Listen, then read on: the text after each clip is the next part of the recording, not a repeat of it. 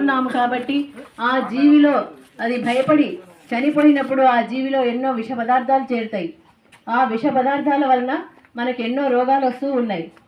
మరి అదంతా తెలిసి కూడా ఒక జీవిని చంపి తింటే మనకు బలము అని చెప్పేసి తింటూ ఉన్నారు. మరి అదే ఆకుకూరలు కూరగాయలు ఎన్నో ఉన్నాయి, కానీ అవన్నీ వదిలేసి ఒక జీవిని చంపి తింటేనే మనకు బలము, బాగా రక్తం వస్తుంది, పిల్లలు తినాలి, వాళ్ళు తినాలి అని చెప్పి చెప్తూ ఉంటారు. కానీ ఒక జీవిని చంపి తినడం వల్ల బలం కాదు కదా, ఎంతో పాపాన్ని మూటగట్టుకుంటూ ఉంటాం. మరి ఆ పాపాలన్నీ కూడా మనకు రోగాల రూపంలో వస్తూ ఉన్నాయా లేదా? మరి వస్తూ ఉన్నా కూడా మేము తినలేదు కదా అని కొందరు అంటూ ఉంటారు. కానీ తినకపోయినా గత జన్మలో చేసిన కొన్ని పాపాల వల్ల కూడా మనకి రోగాలు వస్తూ ఉంటాయి. కాబట్టి గత జన్మలో చేసినటివి వస్తే ఈ జన్మలో చేసేటివి మళ్ళీ అనుభవించాల్సింది వస్తుంది. కాబట్టి